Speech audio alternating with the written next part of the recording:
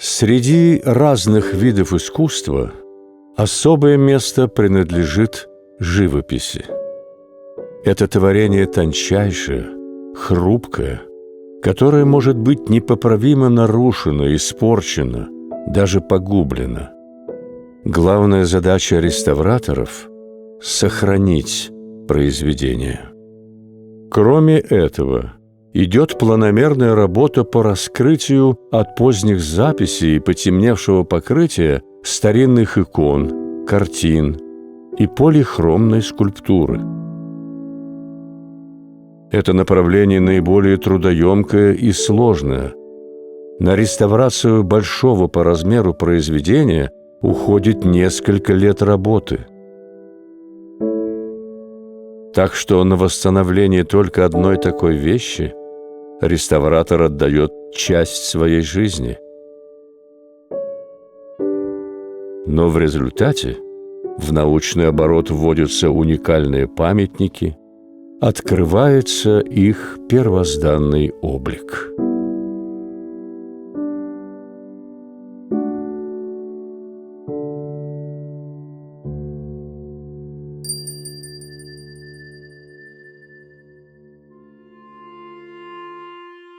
Икона «Борис и Глеб» из Успенского собора Кремля поступила на реставрацию 3 года назад. Ее высота почти 2 метра, ширина 1,5. Живопись еле угадывалась под сильно потемневшим слоем олифы.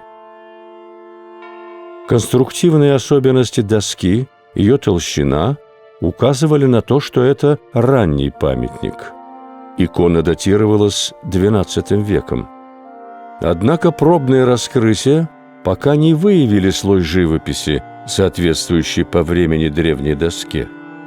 На слое левкаса лежит живопись второй половины XVII века.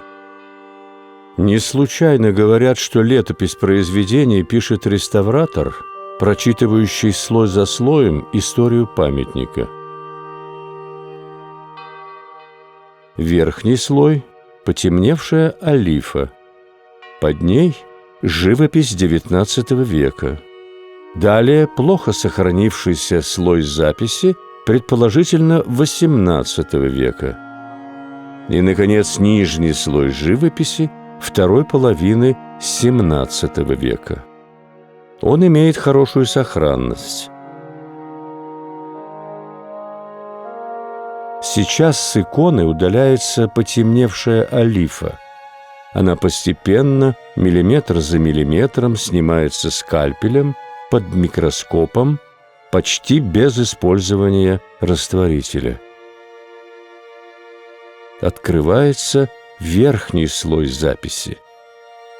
Но что будет с иконой дальше? Ее судьба будет решаться на расширенных реставрационных советах.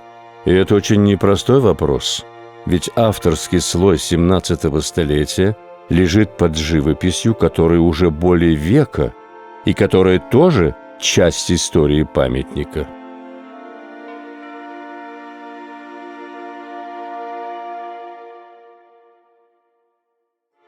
Еще одна крупноформатная икона, высота которой более 2 метров, служила дверью в алтарь Благовещенского собора.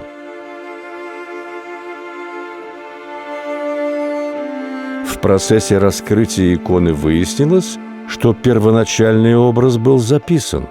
Изменилась иконография и даже имя изображенного архангела.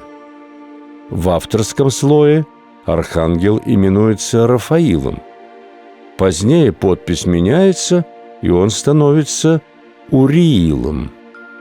В опущенной левой руке появляется изображение огненной чаши вместо серебряного меча, фрагмент которого хорошо виден на участке пробного раскрытия.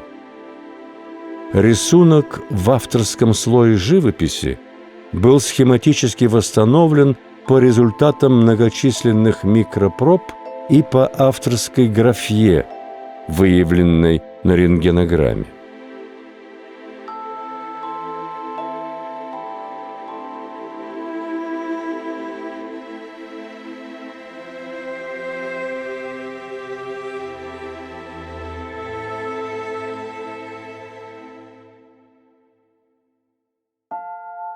конце XVII столетия, во времена расцвета иконописной мастерской оружейной палаты, для иконостаса Похвальского предела Успенского собора были написаны иконы.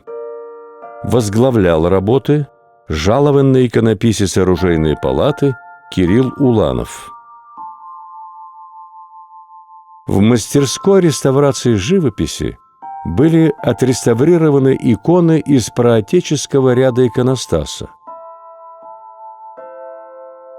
Подход к работе диктовался состоянием икон и подбирался индивидуально. Они были раскрыты от потемневшего покрытия и поздних записей. В результате открылась насыщенная, яркая живопись.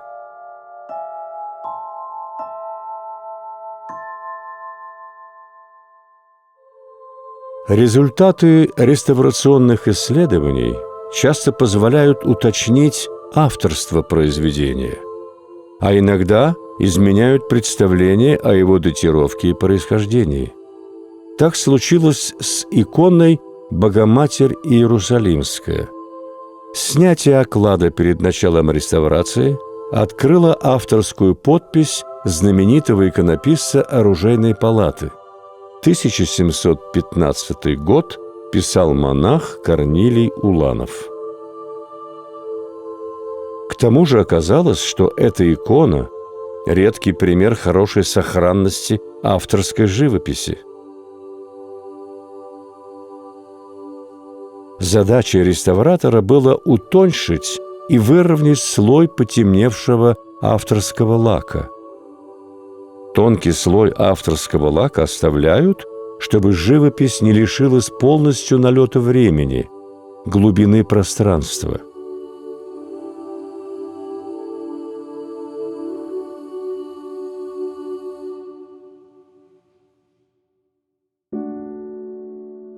Каждое произведение неповторимо, а если еще имеешь дело с шедевром, даже реставраторам высшей квалификации и большого опыта становится страшно от этой колоссальной ответственности.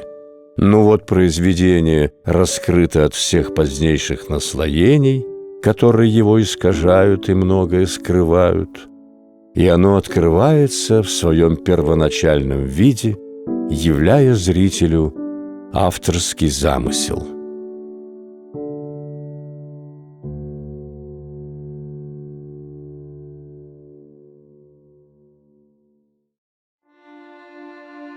На реставрацию поступила икона, которая является самым ранним изображением Софии Премудрости Божией новгородского иконографического типа. Она датируется первой половиной XV века. Икона находилась под плотным слоем потемневшей олифы. Удаление олифы из слоев записи проводилось послойно под микроскопом. Микроскоп позволяет хорошо видеть послойное строение иконы. Он дает увеличение не только по плоскости, но и в глубину. Тончайшие слои лака становятся объемными, как бы осязаемыми. Едва заметные трещины зияют, как глубокие ущелья. Расчистка от поздних наслоений – это одновременно и тонкая реставрационная операция, и исследование. Реставратор видит все тонкости авторской манеры художника, его особые приемы, прорисовка линий рисунка, плотность слоев, лессировки, даже помол пигментов.